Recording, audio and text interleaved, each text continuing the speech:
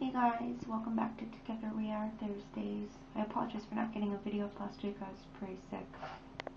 This time of year is like really rough for me, and I'll probably be doing some videos about some personal issues I'm going through on my personal channel at some point. But back to the topic at hand.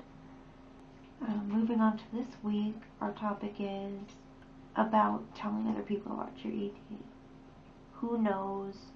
Who should you tell? How do you go about telling them? That kind of thing. And I think we've talked a bit about this before as well. After over a year of making videos, guys, we're going to be running into the same topics without recommendations and stuff. So if there's something we haven't covered, let us know. Otherwise, we're just going to do the best we can to come up with appropriate material.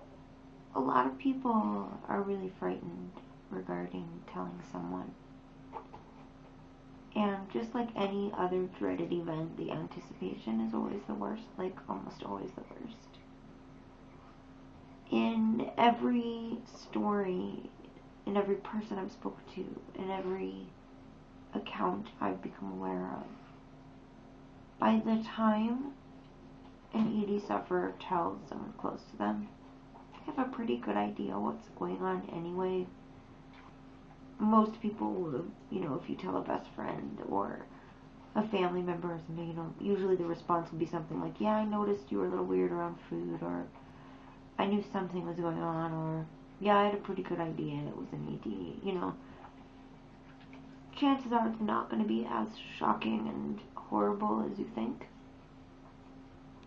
to talk about it. And I do think it's very important that you do tell someone. EDs have this, don't scratch the wall, lady, have this propensity of trying to isolate and destroy you. And it will seem like the worst thing ever to reveal what's going on openly to anyone. But anybody who truly loves you will be there for you. And even if they don't know how to be of support, you will always be able to find someone that will be there for you, that can encourage you and hopefully direct you toward good, positive, healing resources. If your family life isn't good, you can talk to a school counselor. If you don't have a close friend you feel comfortable with, you can also directly reach out to any of the eating disorder associations, and they'll send you material. You can call up and talk. There's different crisis lines and stuff. I'll try and put some links for you. I don't know if I'll get them in tonight, but I will put them in at some point. Thankfully now there's so many more ways that you can communicate with someone about what's going on, even if you don't feel close enough or comfortable enough with anyone in your life. How to go about it, this is going to be different for everyone. Some people feel more comfortable writing a letter so that they can gather their thoughts and process their feelings and decide what exactly they want to have said, and also avoid having to be there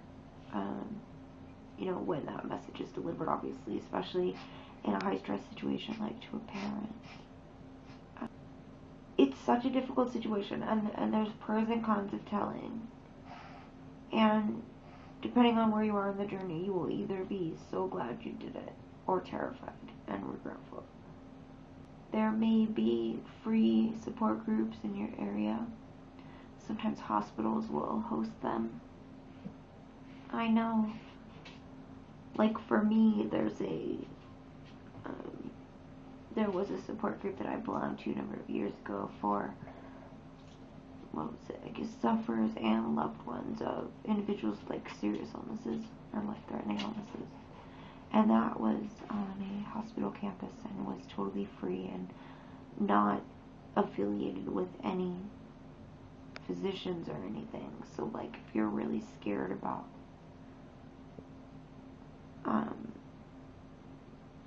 being cajoled into getting treatment or whatever. If you go to a community organized support resource, that's much less likely. And honestly, if you're young, you guys don't wait. You know, so many people are like, I just have to get through milestone X or milestone Y and then I'll deal with my AD. That is the worst thing you can do, because the longer you're sick, the worse it gets. The stronger it gets and the harder it is to heal. You know, oh, I just have to finish this one semester, or, you know, I have to get through this exam, or, you know, I'm going on this trip and I you know, there's always a million different, like, bargaining excuses you can come up with in your mind why you shouldn't deal with it head on and seek help and talk about it. Really, though, the data speaks for itself, you guys. The sooner you deal with it, the more chances you have of recovery. So please don't wait. I know it's scary and hard, but just don't.